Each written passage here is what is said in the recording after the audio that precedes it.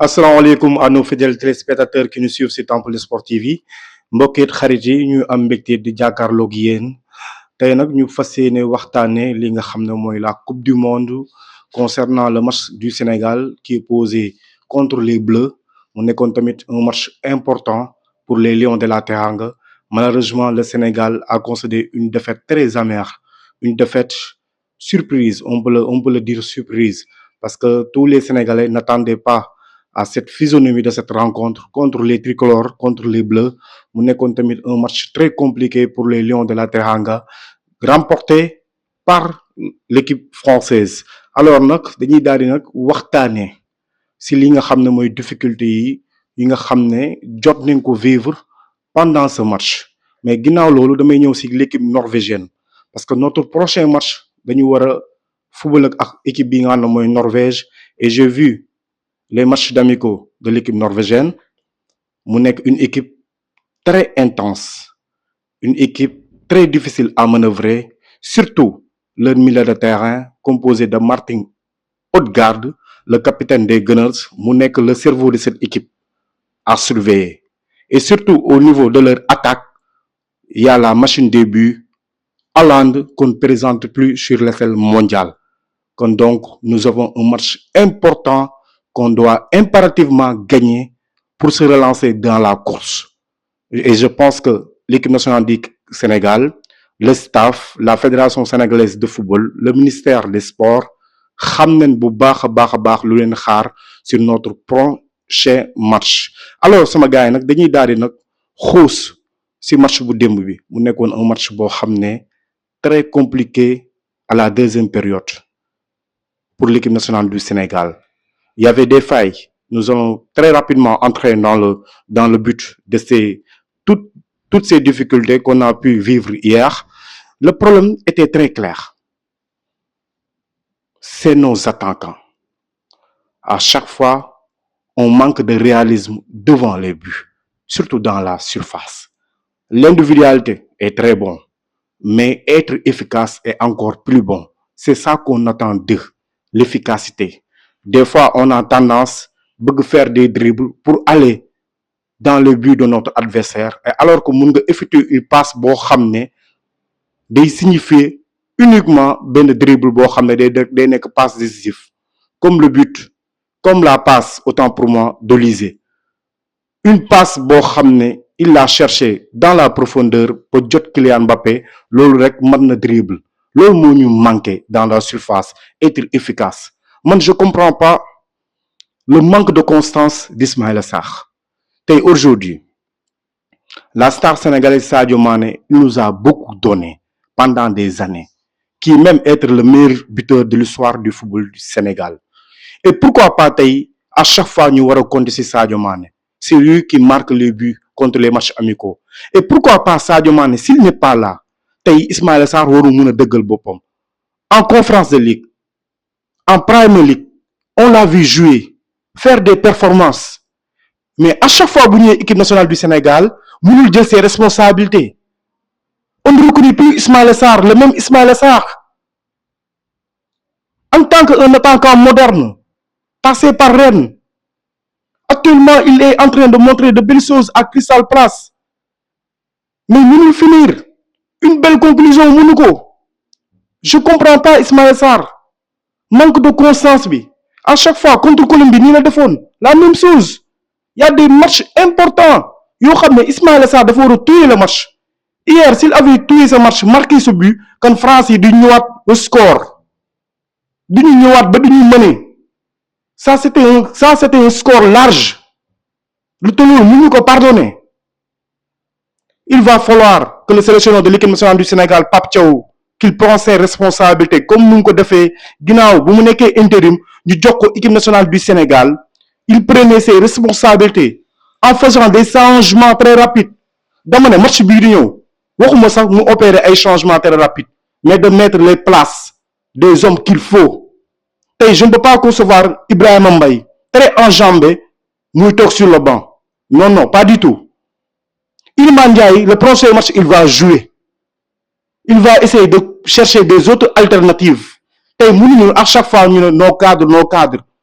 Pourquoi la hiérarchie pourquoi on a tendance ñu naan ñu hiérarchie non affaire yi performance la ñu gën a am compétition dañ leen war a teg ñu jouer football dafa dépasser loolu kii xale la wala kii du xale déedéet football xale la au contraire des jeunes qui sont performants dañ leen war a mettre ñu tutélaire et évitons les pertes de balles un point important parce que man j'avais des doutes je pense que un joueur qui n'est pas compétitif boo ko tegee comme titulaire forcément lu mu waroon enjamber du ko am dafay am lu koy manqué mooy problème de compétition boobu face à des grandes équipes tey booy perte de balle ñoom au finish contre attaque bi day rapide boobaa dañuy mettre leur ballon au fond des filets loolu ñu bàyyi ci xel bu baax a baax de jouer très rapidement il y a beaucoup de pertes de balle il y a Kalidou il y a Idrissa Gana Gueye manque de concentration boobu dañ koy faral di gis Pape Gueye aussi également il a livré un bon match pendant la première mi-temps mais à la deuxième période on n'a pas bien vu Pape Gueye honnêtement donc dans ce cas il y a beaucoup de choses à revoir et à améliorer surtout sur le plan de la défense parce que des fois boo xamee ne vous avez des lacunes au niveau de la défense il faut chercher des alternatives des mécanismes pourquoi pas je l'ai tout le temps dit dans mes analyses Pathé Ciss il est là dans son club à Rayo Vallecano il joue comme défense centrale et pourquoi pas coach bi waxtaan ak moom laaj ko ndax di nga nekk à l'aise sur ce poste vu que ñun ñuy évoluer sur poste boobu actuellement amuñu compétition ku ci mel ne Maodo Sarr on a vu hier Kalidou Koulibaly notre capitaine ce qu'il nous a proposé loolu dalu suñu xel et le milieu de terrain Lamine Camara qui joue à l'AS Monaco bu ñu gis dans le championnat français du ñu ko gis il ne prend même pas ses responsabilités devant pour trouver des passes de très bonnes passes c'est quoi son rôle en tant que milieu relayeur Lamine Camara c'est quoi le problème boo ñëwee en équipe nationale du Sénégal la dernière fois on a vu le jeune Bara Sapoko Ndiaye lorsqu'il a été titularisé son premier match il a démontré que lui il a ses mots à dire mu jël ses responsabilités kon tey jii place bi nekkul diw moo ko moom wala kële moo ko moom équipe nationale du Sénégal nekkul noonu lay demee par mérite la drapeau bi symbole bi dañ leen ko jox vert jaune rouge avec notre étoile pour ngeen wane seen bopp sur le terrain demuñu pour être des figurants on est des champions d'Afrique et les Africains comptent beaucoup sur nous sur notre équipe nationale du Sénégal et d'autres aspects aussi également j'ai beaucoup de respect sur le sélectionneur de l'équipe nationale du Sénégal Pape Thiaw gàcce ngalaama 3 mois derrière tout le monde ñu ngi ko doon jaajëfal ñëpp a kontaanoon ci moom tout le monde et que moo koy ñaan foofu mu teg tànkam ba ñëpp kontaanoon ci moom Sénégalais yëpp parce que nag le football est ingrat c'est ça le football c'est les résultats qui comptent c'est le présent qui compte le passé dañ koy tegee na le on a tendance di ko tegee na le moo tax dañ koy ñaan s'il a des changements à opérer qu'il le fasse le plus vite possible ndax match bi boo xoolee le contenu du match di nga xam poste yoo xam ne doxul et alors que loolu moo la war a indil ay gàllankoor et que moo koy alerter bu baax a baax notre deuxième rencontre mu teg les joueurs qu'il faut à la place qu'il faut je vous jure bu ñu ko defee dinañu def résultat et pourquoi pas Sadio Mané en attaque de pointe Sadio Mané nañ ko teg attaque de pointe en 2019 il avait évolué sur ce poste et il a été réalisé et il a été désigné comme deuxième meilleur joueur au monde en 2019 avec son ancien entraîneur Jurgen Klopp et pourquoi pas de mettre Ibrahima Mbaye sur le côté et Iliman Ndiaye dama ne fu ñu toll nii actuellement ci compétition bi suñu 11 type xam nañ ko cadre boo xam ne tu n'es pas encore prêt nga dem xaar ñu nële parce que ñun dañu bëgg sori ci compétition bi minimum on doit être finaliste minimum et contre la Norvège c'est un match important je vous ai tout à dire que Martin Odegaard, c'est lui le cerveau de cette équipe. La machine de but, c'est Erling Haaland. Le métropole de cette équipe, c'est le sélectionneur. C'est un bon entraîneur. L'entraîneur de Norvège. Kon nag gars yi nañ ci bàyyi xel bu baax a baax a baax a baax a baax. Il y a beaucoup de choses à améliorer. Il y a beaucoup de choses qu'on doit revoir. Notre équipe nationale du Sénégal, on ne le comprend pas. Contre la France, on ne devait pas perdre sur ce score de 3-1.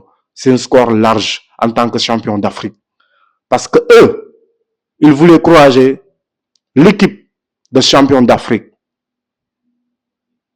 pour bien mesurer notre compétition Confédération africaine de football. On ne peut pas concevoir une équipe de champions d'Afrique aller perdre son premier match contre la France par 3-1. C'est pas du tout normal. C'est pas du tout normal. Et les Sénégalais ne sont pas heureux. Les Sénégalais ne sont pas contents. C'était ce message que je voulais véhiculer et que nos lions ñu gën a wanewaat beneen xar-xaru kanam parce que c'est une compétition boo xam ne tous les matchs c'est des matchs de couperets. Match boo ñàkk na ngay daal di génn li nga xam ne mooy ci lancé bi. Voilà lii laa amoon lu may wax amoon lu may tënk. C'était la chronique de Aziz Diop, journaliste sportif.